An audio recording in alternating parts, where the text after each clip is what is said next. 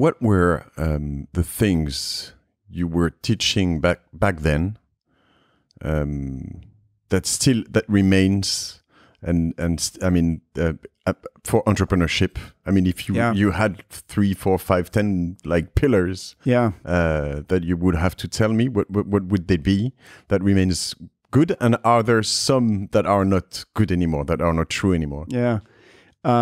So I taught entrepreneurship for about 4 years, and it was really a how-to kind of class. It was, I expected the students, the class was maybe 40 students in the class. I expected them to be really engaged around an idea that they were, if they weren't going to actually start it, they were going to at least pretend while they were taking my class that they were going to start this idea. And they would work in teams. They would develop the business plan throughout the course, and they would present the business plan to a group of entrepreneurs and investors at the end, and there would be a competition to see which idea had gotten the furthest. And so the how-to included what makes for a good idea. That was the number one thing. How do you decide what to do? You might have 2 or 3 different ideas. How do you figure out which is the best one for you? Another element of is how do you get started? Like once you have selected the idea, what do you do next? And I really pushed people to think about if you have to create a prototype, you have to be making it real. You can't just be talking about it. You have to make something, whether it's software or hardware or it's a service. You have to create it and actually start putting it in the hands of customers, letting the world experience your idea. That's how you learn the most about whether it's a good idea or not. You can't just talk about it. You have to do it. And so do it at a small scale, do it rough, do it, all sorts of reasons why it won't actually be the thing you eventually do, but you won't get far if you don't actually stop talking and start doing. And then fake it until you make it somehow, but somehow, at least exactly. fake it. You have to do it. You cannot just sit and talk. You have to do something. And then maybe the third part is, okay, so what is the role of venture capital and investment in the idea? The 90s really screwed up a lot of people's mindset, which is have an idea, go raise money. That's broken. Have an idea, go raise money was possible when there's lots of capital and everyone's chasing after ideas because they're afraid they're going to miss the opportunity. And that's what happened in the 90s, 97, 98, 99, led to the crash in 2000, was too much money was chasing the ideas on the napkin. And instead, which was kind of the case recently. Yeah, this has happened. History repeats itself. Okay. We know that. we know that. Yes, it happened again. But that what you have to instead think about is like your customer is the investor telling you it's a good idea isn't nearly as important as the customer telling you that what you have built is worth paying for.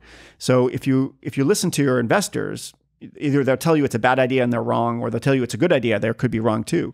But if you listen to your customers, if a customer says that I like this, I would buy this, or they say I don't want it, here's why it doesn't work for me, that's where you have to focus. So what's the role of the investor versus the customer in helping you get to the right product, the right service that you're trying to offer? So those are some of the things that I really tried to, teach. And I liked that for a while. I really enjoyed giving, my experiences could go directly into the content. It was good for a few years. I think it's interesting to have, because at this moment we have a lot of creators or influencers or people that are giving master classes about entrepreneurship. And I think it's interesting to mix the two worlds of academic, which is useful at the end of the day. You can't just skip things, you have to go through, I believe, you won't say, maybe you would say the contrary, but you have to go through some basic knowledge. And as you say, history repeats itself. And so if you know kind of a bit of history, you will understand things that are going to happen again. And still, you have to get some people who have had or have some skin in the game, right? Yeah.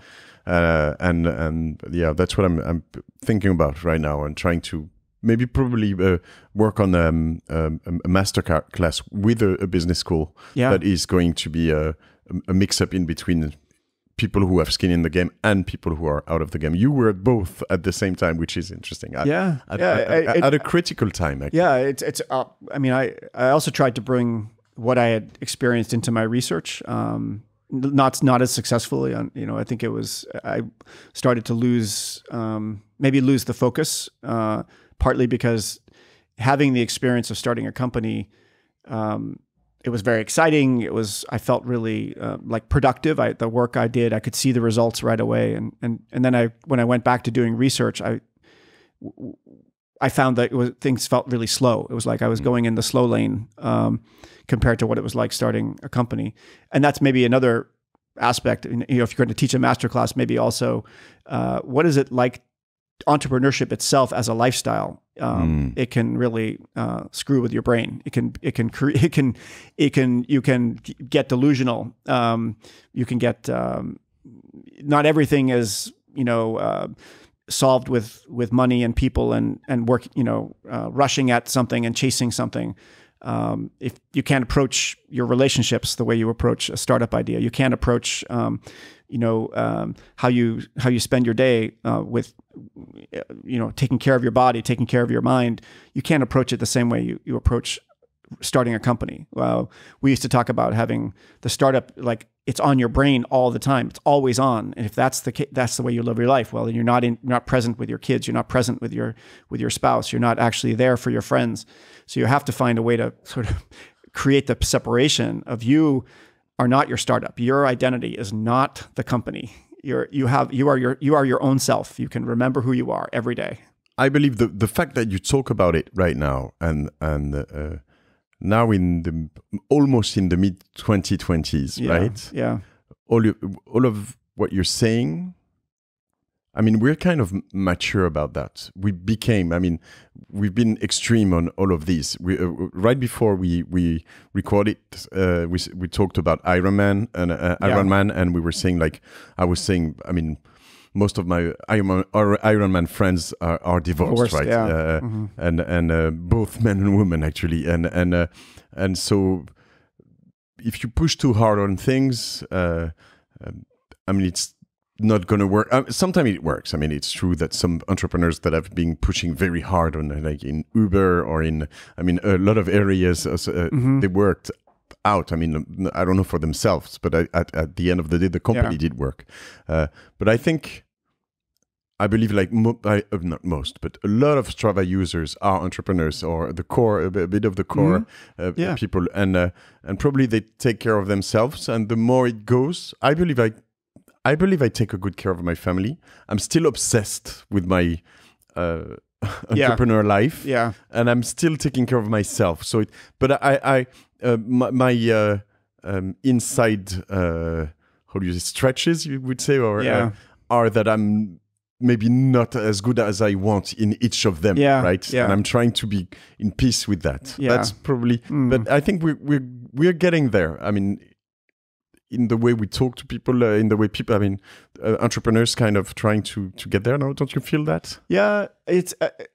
I wonder. There's where I'm now in my third decade of being an entrepreneur, right? So maybe I've getting older. You start to have more perspective. So I don't know that I would say that it's so much that all entrepreneurs are learning this. It's more like something you learn as you do this more and more.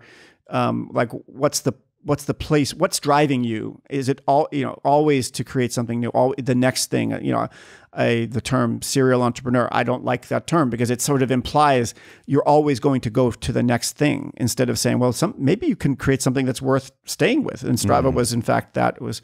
I see you've been building your startup as thriving and. Do you want to leave it and start something again? Do you want to?